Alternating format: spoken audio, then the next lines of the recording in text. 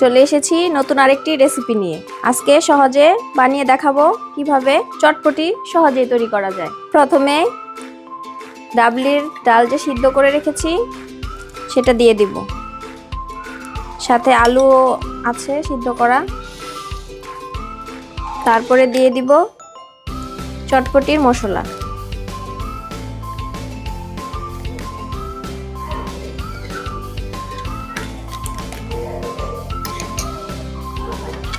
তারপরে দিয়ে দিব তেঁতুলের টক, যেটা লেবু বোম্বাই মরিচ দিয়ে বানিয়ে নিয়েছি। তারপরে ভালো করে এটা মিক্স করে নেব। টক কম হয়ে গেছে তাই আরেকটু দিয়ে দিলাম।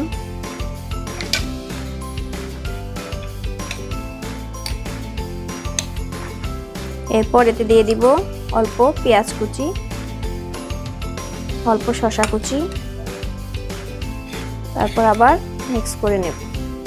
এখন উপর থেকে কিছু ডিমের কুচি দিয়ে দিব। সর্বশেষে দিয়ে দেব ভেজে রাখা সেই ফুচকা। ব্যাস, তৈরি হয়ে গেল খুব সহজে বাসায় বানানো চটপটি।